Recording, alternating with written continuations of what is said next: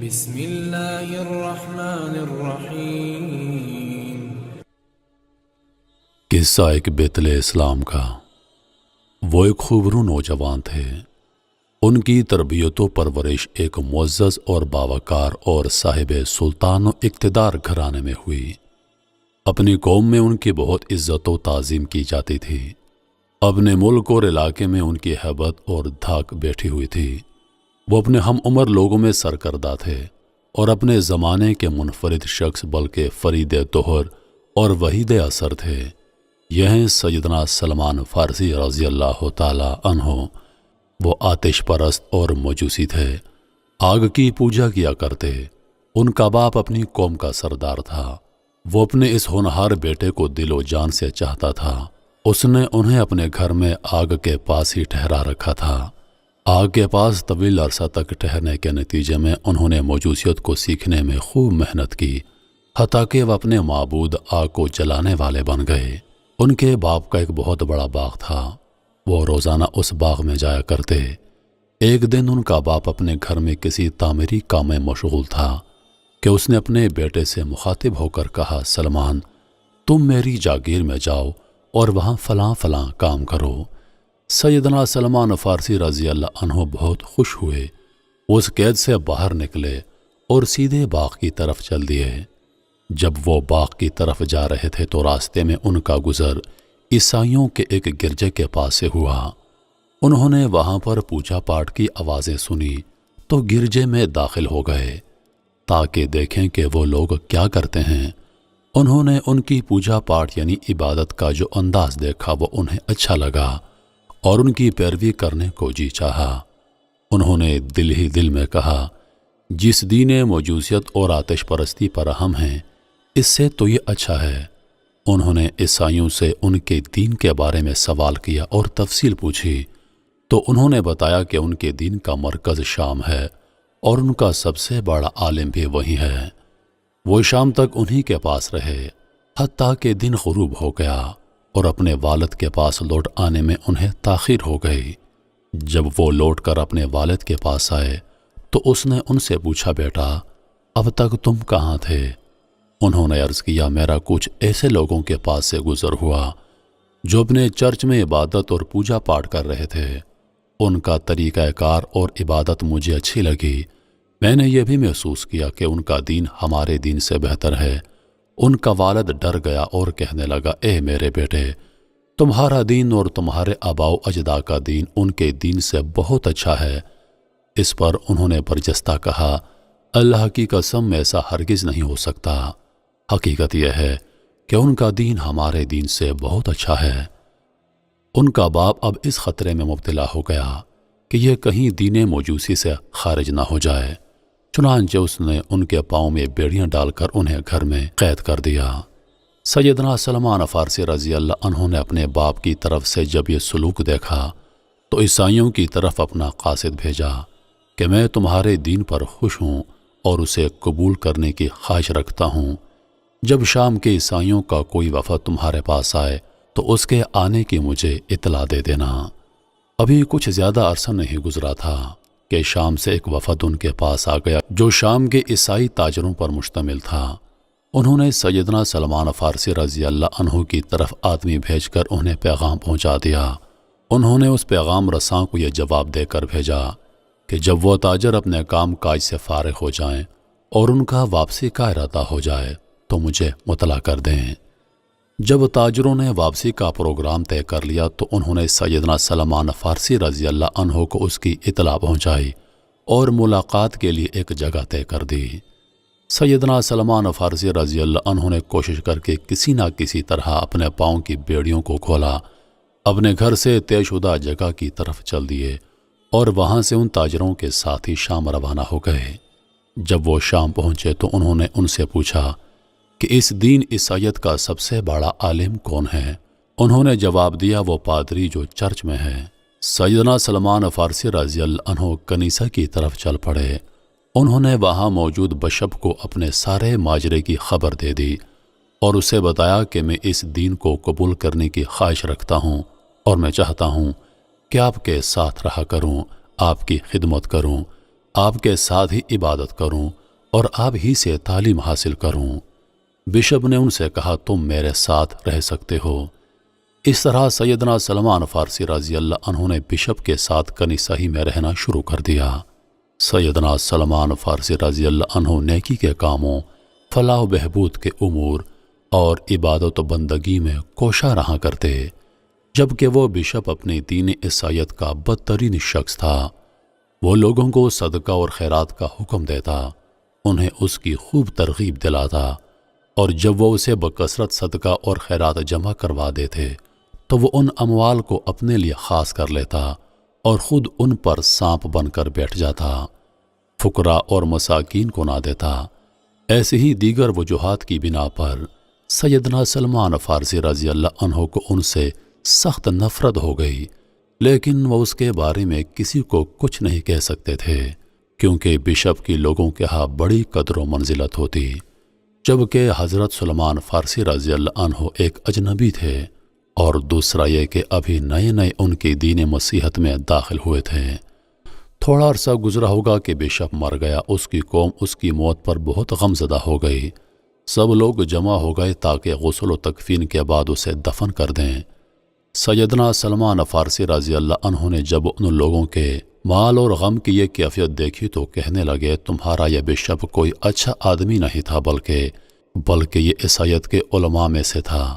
وہ تمہیں صدقہ کرنے کا حکم دیتا اور تمہیں اس کی خوب ترغیب دلاتا، لیکن جب تم مال اور دولت لا کر اس کے پاس جمع کروا دیتے تو وہ اسے اپنا ذاتی خزانہ بنا لیتا اور فقراء اور مساکین کو اس میں سے کچھ نہیں دیا کرتا۔ لوگوں نے پوچھا تمہارے پاس اس کا کیا ثبوت ہے؟ انہوں نے جواب میں فرمایا میں تمہیں اس کے خزانے کا پتہ دیتا ہوں۔ انہوں نے لوگوں کو اپنے ساتھ لیا اور اس جگہ جا ٹھہرے جہاں اس نے اپنا خزانہ چھپا رکھا تھا۔ لوگوں نے اس جگہ کھودا تو وہاں سے 7 بڑے بڑے برتن نکلے جو سونے اور چاندی سے بھرے ہوئے تھے۔ اب لوگوں نے کہنا شروع کر دیا اللہ کی قسم ہم اسے دفن نہیں کریں گے۔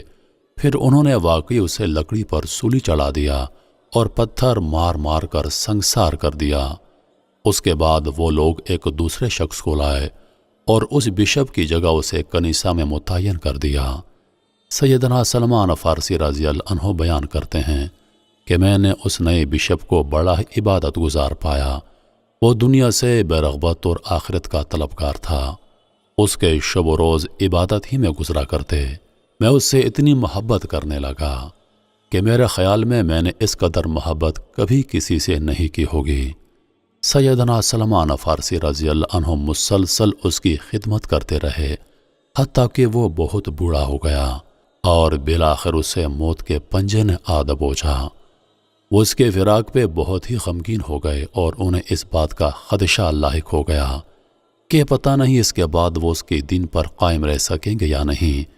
بشپ کے مرنے سے پہلے انہوں نے اس سے پوچھا آپ دیکھ رہے ہیں کہ تمہارے لیے موت کا وقت پہنچ چکا ہے، مجھے بتاؤ کہ اب میں کس کا دامن تھاموں؟ اس نے کہا بیٹا اللہ کی قسم میں کسی ایسے شخص کو نہیں جانتا جو میرے عقائد اور اعمال والا ہو۔ لوگوں نے دین کو بدل دیا ہے، وہ ہلاکت میں مبتلا ہو گئے ہیں اور انہوں نے بکثرت اپنے معتقدات اور احکام کو ترک کر دیا ہے۔ ہاں صرف موصل شہر عراق میں ایک آدمی ایسا ہے جس کا عقیدہ اور عمل مجھ جیسا ہے، وہ فلاں نام کا آدمی ہے، تم فوراً اس کے پاس چلے جاؤ۔ جب یہ عابد و زاہد آدمی فوت ہو گیا تو سیدنا سلمان فارسی رضی اللہ عنہ شام سے نکل گئے اور عراق جا کر موصل کے اس شخص سے جا ملے۔ اب انہوں نے اس کے پاس اقامت اختیار کر لی اور تب تک وہیں رہے جب تک وہ شخص فوت نہیں ہو گیا۔ لیکن اپنی زندگی کے آخری لمحات میں اس عیسائی راہب نے سیدنا سلمان فارسی رضی اللہ عنہ کو وصیت کی کہ نصیبین شام کے علاقے میں مقیم فلاں شخص کے پاس چلے جاؤ۔ عیسائی مذہب کے رہنماؤں میں چھوٹے درجے کے پادری کو قسیس، گاف کو متران کہا جاتا ہے۔ انہوں نے ایک بار پھر شام کی طرف رخت سفر باندھ لیا اور نصیبین والے شخص سے جا ملے۔ ایک عرصے تک اسی کے ہاں سکونت اختیار کیے رکھے، یہاں تک کہ اسے بھی موت آ گئی اور مرنے سے پہلے اس شخص نے وصیت کی کہ اموریہ شام میں مقیم فلاں راہب کے پاس چلے جائیں۔ وہ اموریہ چلے گئے اور وہاں کے راہب کے پاس سکونت اختیار کر لی۔ انہوں نے کام کاج بھی کیا، حتیٰ کہ وہ گایوں اور بکریوں کے ریوڑوں کے مالک بن گئے۔ کچھ عرصہ گزرا تو یہ عابد اور راہب بھی بیمار ہو گیا اور اسے بھی موت آ گئی۔ سیدنا سلمان فارسی رضی اللہ عنہ اس پر بہت غم زدہ ہو گئے اور اسے الوداع کرتے ہوئے فرمایا، اے بھلے شخص، اب تم مجھے کس کے پاس جانے کی وصیت کرتے ہو؟ اس نیک آدمی نے کہا، اللہ کی قسم سلمان، مجھے نہیں لگتا کہ اس وقت لوگوں میں سے کوئی ہماری سطح کا ہوگا جس کے پاس آپ جائیں۔ اس کی مراد یہ تھی کہ لوگ بدل چکے ہیں اور انہوں نے دین میں تحریف کر دی ہے۔ پھر اس نے کہا، ہاں، ایک نبی کی بعثت کا وقت آن پہنچا ہے، وہ سرزمین عرب سے اٹھے گا اور پھر اپنے شہر مکہ مکرمہ سے ہجرت کر کے اس علاقے میں جائے گا جو دو سیاہ پتھریلی وادیوں کے درمیان ہے۔ وہاں کھجوریں بکثرت پیدا ہوتی ہیں۔ اس نبی کی کچھ علامتیں ہوں گی جو کسی سے پوشیدہ نہیں رہ سکیں گی۔ وہ ہدیہ تو کھا لیں گے لیکن صدقے کی کوئی چیز نہیں کھائیں گے۔ ان کے دونوں کندھوں کے درمیان مہر نبوت ہوگی۔ جب آپ انہیں دیکھیں گے تو پہچان لیں گے۔ اگر آپ اس ملک عرب تک پہنچ سکتے ہیں تو پہنچ جائیے۔ پھر وہ صالح شخص بھی فوت ہو گیا اور اسے دفن کر دیا گیا۔ سیدنا سلمان فارسی رضی اللہ عنہ جب تک اللہ نے چاہا اموریہ میں رہے۔ اب وہ کسی ایسے شخص یا قافلے کی تلاش میں تھے جو انہیں اپنے ساتھ سرزمین نبوت پر لے جاتا۔ وہ مسلسل اسی انتظار میں تھے کہ ایک دن قبیلہ بنو کلب کے لوگوں کا وہاں سے گزر ہوا جو تجارت اور پیشہ ور تھے۔ سیدنا سلمان فارسی رضی اللہ عنہ نے ان سے مطالبہ کیا کہ وہ انہیں اپنے ساتھ اپنے ملک لے جائیں اور اس کے عوض وہ انہیں اپنی گائیاں اور بکریاں دے دیں گے۔ انہوں نے اس کی حامی بھر لی۔ اس پر سیدنا سلمان فارسی رضی اللہ عنہ نے اپنی گائیاں بکریاں انہیں دے دیں اور وہ انہیں اپنے ساتھ لے آئے۔ جب وہ لوگ وادی القرا پہنچے تو ان کے دل میں لالچ نے گھر کر لیا۔ انہوں نے ان پر ظلم ڈھایا اور یہ دعویٰ کرنے لگے کہ یہ ان کا زرخرید غلام ہے، اس لیے انہوں نے انہیں ایک یہودی کے ہاتھوں فروخت کر دیا۔ سیدنا سلمان فارسی رضی اللہ عنہ اپنا دفاع نہ کر سکے اور اس یہودی کے پاس ایک غلام کی حیثیت سے کام کرنے لگے۔ ایک دن اس یہودی کے پاس مدینہ منورہ کے یہودی قبیلہ بنی قریظہ کا ایک آدمی آیا جو اس یہودی کا چچا زاد بھائی تھا۔ اس نے سیدنا سلمان فارسی رضی اللہ عنہ کو خرید لیا اور اپنے ساتھ مدینہ منورہ لے گیا۔ سیدنا سلمان فارسی رضی اللہ عنہ نے جب مدینہ منورہ اس کی کھجوروں اور اس کے پتھروں کو دیکھا تو انہیں یقین ہو گیا کہ وہ عرض نبوت جس کے اوصاف اموریہ کے راہب نے بیان کیے تھے وہ یہی ہے۔ اب وہ اطمینان کے ساتھ وہاں رہنے لگے اور منصب رسالت پر فائز ہونے والی شخصیت کا انتظار کرنے لگے۔ کئی سال اسی طرح گزر گئے۔ اللہ تعالیٰ نے اپنے رسول صلی اللہ علیہ وآلہ وسلم کو مابعوث فرمایا۔ حضور پاک صلی اللہ علیہ وآلہ وسلم ایک مدت تک مکہ مکرمہ میں بحیثیت نبی سکونت پذیر اور دعوت و تبلیغ کرتے رہے۔ اس سارے عرصے میں سیدنا سلمان فارسی رضی اللہ عنہ نے آپ صلی اللہ علیہ وآلہ وسلم کا ذکر تک نہ سنا۔ اس کی وجہ یہ تھی کہ وہ اپنے یہودی مالک کی خدمت میں شب و روز مصروف رہا کرتے۔ پھر نبی کریم صلی اللہ علیہ وآلہ وسلم نے مدینہ منورہ کی طرف ہجرت فرمائی۔ آپ مدینہ منورہ میں تشریف فرما تھے، مگر سیدنا سلمان فارسی رضی اللہ عنہ کو آپ کے بارے میں کوئی خبر نہ تھی۔ ایک دن وہ اپنے مالک کے نخلستان میں ایک کھجور پر چڑھ کر کام میں مصروف تھے۔ ان کا مالک بھی اسی کھجور کے نیچے بیٹھا ہوا تھا کہ اس کے چچا زاد بھائیوں میں سے ایک یہودی شخص وہاں پر آیا اور اس کے پاس کھڑے ہو کر اس نے کہنا شروع کر دیا، ارے بھائی، اللہ تعالیٰ بنو اوس اور بنو خزرج کے لوگوں کو غارت کرے، وہ سب قباء میں ایک شخص کے ارد گرد جمع ہیں جو مکہ مکرمہ سے آیا ہے اور اس کا دعویٰ ہے کہ وہ اللہ کا نبی ہے۔ سیدنا سلمان فارسی رضی اللہ عنہ کا یہ بات سننا تھا کہ ان کے سارے بدن نے جھرجھری لی، ان پر سنسنی چھا گئی۔ خوشی سے ان کا دل اچھل کر فضا میں اڑنے لگا۔ وہ کھجور پر کانپ کر رہ گئے اور قریب تھا کہ وہ گر ہی جاتے، مگر انہوں نے اپنے آپ کو سنبھالا۔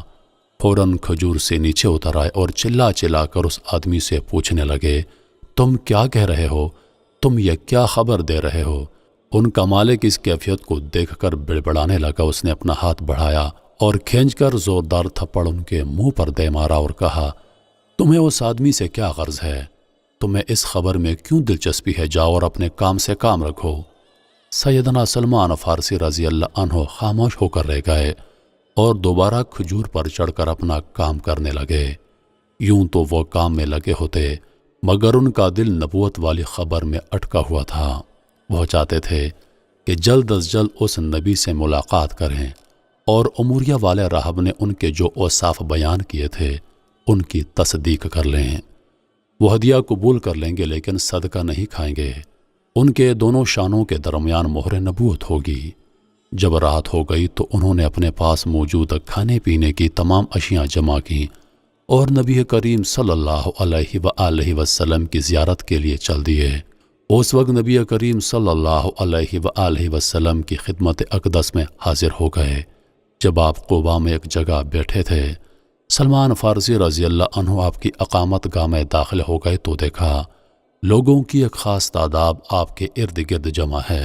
انہوں نے اندر داخل ہوتے ہی کہنا شروع کر دیا، مجھے خبر پہنچی ہے کہ آپ لوگ اس جگہ اجنبی ہیں، ضرورت مند بھی ہیں، اور میرے پاس کھانے پینے کی یہ چیزیں تھیں جنہیں میں نے صدقہ کرنے کی نیت سے رکھا ہوا تھا۔ اب یہ میں اسی غرض سے لے کر آیا ہوں۔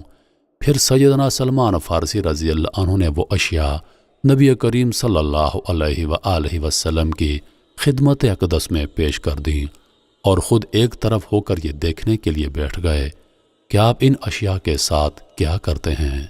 نبی کریم صلی اللہ علیہ وآلہ وسلم نے کھانے پینے کی اشیاء دیکھیں اور پھر اپنے صحابہ کرام کی طرف توجہ مبذول کی اور ارشاد فرمایا، آپ لوگ کھا لیں، لیکن خود آپ صلی اللہ علیہ وآلہ وسلم نے اپنا ہاتھ نہیں بڑھایا اور اس میں سے کچھ نہیں کھایا۔ سیدنا سلمان فارسی رضی اللہ عنہ نے جب یہ منظر دیکھا تو دل ہی دل میں کہنے لگے، اللہ کی قسم، معبوز ہونے والے نبی کے اوصاف میں سے ایک تو یہی ہے کہ وہ صدقہ نہیں کھائیں گے۔ اب دوسرے دو اوصاف کی تصدیق کرنا رہ گیا ہے۔ پھر وہ واپس اپنے مالک کے پاس لوٹ گئے۔ چند دنوں کے بعد انہوں نے کھانے پینے کی کچھ چیزیں پھر سے اکٹھی کی اور نبی کریم صلی اللہ علیہ وآلہ وسلم کی خدمت میں چلے گئے۔ آپ کو سلام کیا اور یوں عرض گزار ہوئے، میں نے دیکھا ہے کہ آپ صدقہ کی چیز نہیں کھاتے، لیکن یہ چیزیں تو ہدیاں ہیں جنہیں میں آپ کے اعزاز و اکرام کے لیے لایا ہوں اور آپ کی خدمت میں پیش کرنا چاہتا ہوں، یہ صدقہ نہیں ہے۔ یہ کہتے ہوئے انہوں نے وہ اشیاء نبی کریم کی خدمت میں پیش کر دیں۔ نبی کریم صلی اللہ علیہ وآلہ وسلم نے اپنا ہاتھ مبارک آگے بڑھایا اور اس میں سے کچھ تناول فرمایا۔ آپ کے صحابہ نے بھی حسب منشا کچھ کھا لیا۔ جب سیدنا سلمان فارسی رضی اللہ عنہ نے یہ منظر دیکھا تو دل ہی دل میں پکار اٹھے کہ نبی معبوس کی صفات میں سے دوسری صفت بھی آپ میں موجود ہے۔ اب صرف ایک چیز باقی رہ گئی اور وہ یہ کہ آپ کے دونوں شانوں کے درمیان مہر نبوت دیکھ لیں، لیکن یہ ان کے لیے آسانی سے کہاں ممکن تھا۔ سیدنا سلمان فارسی رضی اللہ عنہ پھر اپنے مالک کے پاس لوٹ آئے، لیکن ان کا دل نبی کریم کے بارے میں صحیح خبر پانے کا منتظر تھا۔ انہوں نے کچھ دن انتظار کیا اور پھر نبی کریم کی تلاش میں نکل کھڑے ہوئے۔ اس مرتبہ انہوں نے آپ کو مدینہ منورہ کے قبرستان البقیع میں پایا۔ آپ ایک انصاری صحابی کے جنازے کے ساتھ وہاں تدفین کے لیے رکے ہوئے تھے۔ سیدنا سلمان فارسی رضی اللہ عنہ جب وہاں پہنچے تو آپ کے ارد گرد صحابہ کو پایا۔ نبی کریم کے لباس کی کیفیت یہ تھی کہ آپ دو چادریں زیب تن کیے ہوئے تھے، ایک تہبند کے طور پر باندھ رکھی تھی اور دوسری کرتے کی جگہ اوڑے ہوئے تھے، جس طرح احرام باندھا جاتا ہے۔ سیدنا سلمان فارسی رضی اللہ عنہ نے سلام عرض کیا اور پھر آپ صلی اللہ علیہ وآلہ وسلم کی کمر شانوں کے درمیان اپنی نگاہوں کو مرکوز کر دیا کہ شاید انہیں وہ مہر نبوت نظر آ جائے جو ان کے اموریہ والے راہب نے بتائی تھی۔ جب حضور پاک نے انہیں اپنے ارد گرد گھومتے ہوئے دیکھا تو آپ نے اندازہ لگا لیا کہ یہ شخص کسی چیز کو دیکھنا اور اس کے بارے میں یقین حاصل کرنا چاہتا ہے جو اسے بتائی گئی ہے۔ حضور علیہ الصلاۃ والسلام نے اپنے کندھوں کو حرکت دی اور جان بوجھ کر اپنی پشت سے چادر گرا دی۔ سیدنا سلمان فارسی رضی اللہ عنہ نے مہر نبوت اپنی آنکھوں سے دیکھ کر یقین کر لیا، چنانچہ وہ فوراً لبکے اور اسے چومنے کے ساتھ ساتھ زار و قطار رونے لگے۔ ان کی یہ کیفیت دیکھ کر نبی کریم نے انہیں حکم فرمایا کہ آگے کی طرف آ جاؤ اور میرے سامنے آ کر بیٹھ جاؤ۔ وہ آگے کی طرف آئے اور حضور علیہ الصلاۃ والسلام کے رخ انور کے سامنے ہو گئے۔ نبی کریم نے ان سے سارا ماجرا پوچھا، جس پر انہوں نے اپنی ساری کہانی کہہ سنائی۔ انہوں نے آپ کو بتایا، میں ایک مالدار اور خوشحال نوجوان تھا۔ میں نے تلاش حق اور ایمان کے حصول کی خاطر تمام عزت اور اقتدار کو لات مار دی۔ میں یہودی راہبوں کے پاس یکے بعد دیگرے منتقل ہوتا رہا، ان کی خدمت کرتا اور ان سے دین کی تعلیم حاصل کیا کرتا۔ بالآخر معاملہ یہ ہوا کہ میں مدینہ منورہ کے ایک یہودی کے ہاں زرخرید غلام کی حیثیت سے خدمت پر مامور کر دیا گیا۔ اب سیدنا سلمان فارسی رضی اللہ عنہ نے حضور علیہ الصلاۃ والسلام کی طرف عقیدت اور احترام سے دیکھنا شروع کر دیا۔ ان کی آنکھوں سے فرط محبت کی بنا پر ٹپ ٹپ آنسو بہہ رہے تھے، جو ان کے رخساروں کو بھگوتے ہوئے زمین پر گر رہے تھے۔ وہ انتہائی فرحت و مسرت سے مالا مال اور بشارت و خوشی سے دو چار تھے۔ پھر وہ اسلام لائے، کلمہ شہادت پڑھا اور اپنے یہودی مالک کے پاس چلے گئے۔ اس یہودی نے کام کاج اور خدمت کا بوجھ مزید بڑھا دیا۔ صحابہ کرام نبی کریم کی خدمت میں حاضری کا شرف لوٹتے، لیکن وہ غلامی کی زنجیروں میں جکڑے ہونے کی وجہ سے اس سعادت سے محروم رہتے، حتیٰ کہ انہیں غزوہ بدر اور غزوہ احد میں شرکت کا اعزاز بھی نہ مل سکا۔ نبی کریم نے جب ان کی یہ حالت دیکھی تو فرمایا، اے سلمان، اپنے مالک سے حصول آزادی کا معاوضہ ادا کرنے کی شرائط طے کر لو، یعنی طے شدہ قیمت کے عوض اپنی آزادی کا سودا کر لو اور اپنے آپ کو یہودی سے آزاد کروا لو۔ سیدنا سلمان فارسی نے اپنے مالک سے اس سلسلے میں بات کی تو اس نے ان کی آزادی کی قیمت بہت زیادہ بڑھا دی۔ 1600 درہم کے علاوہ یہ شرط عائد کر دی کہ کھجور کے 300 پودے جمع کریں، انہیں زمین میں لگائیں اور ان کی آبپاری کریں، اور ساتھ ہی اس نے یہ شرط بھی لگا دی کہ وہ 300 کے 300 پودے ہرے بھرے ہو کر بڑھنے بھی لگیں گے تو پھر میں تمہیں آزاد کر دوں گا۔ سیدنا سلمان فارسی رضی اللہ عنہ نے جب یہودی کے طلب کردہ اس معاوضے اور شرائط کا تذکرہ حضور علیہ الصلاۃ والسلام سے کیا تو آپ نے اپنے صحابہ کرام کو حکم فرمایا، اپنے بھائی کو آزادی دلوانے کے لیے کھجور کے پودوں سے اس کی مدد کرو۔ مسلمانوں نے ان کے ساتھ بھرپور تعاون کیا۔ ہر شخص اپنے اپنے نخلستان میں گیا اور حسب توفیق کھجور کے پودے لے آیا۔ جب 300 پودے جمع ہو گئے تو نبی کریم صلی اللہ علیہ وآلہ وسلم نے سیدنا سلمان فارسی سے مخاطب ہو کر فرمایا، اے سلمان، اب جاؤ اور پودوں کو لگانے کے لیے زمین کھودو، اور جب پودے لگانے کا وقت آئے تو تم خود پودے نہ لگانا بلکہ مجھے آ کر بتاؤ کہ پودے لگانے کے لیے گڑھے تیار ہیں۔ سیدنا سلمان فارسی رضی اللہ عنہ نے گڑھے تیار کرنا شروع کر دیے۔ صحابہ نے بھی سیدنا سلمان فارسی کے ساتھ گڑھے بنانے میں ان کی مدد کی، یہاں تک کہ 300 پودوں کی شجرکاری کے لیے 300 گڑھے کھودے گئے۔ پھر وہ نبی کریم کی خدمت میں حاضر ہو کر عرض گزار ہوئے، شجرکاری کے لیے گڑھے تیار ہیں۔ حضور علیہ الصلاۃ والسلام ان کے ساتھ روانہ ہو گئے اور مقام شجرکاری پر تشریف لے آئے۔ صحابہ کرام نے کھجور کے پودے حضور علیہ الصلاۃ والسلام کے قریب کرنا شروع کر دیے۔ آپ اپنے دست مبارک سے وہ پودے گڑھوں میں بوتے گئے۔ سیدنا سلمان فارسی بیان کرتے ہیں، اللہ کی قسم جس کے قبضے میں میری جان ہے، ان پودوں میں سے کوئی ایک بھی پودا سوکھا نہیں بلکہ 300 کے 300 ہرے بھرے ہو کر چل پڑے۔ جب انہوں نے یہ کھجوریں اس یہودی کو دے دیں تب نقد رقم باقی رہ گئی۔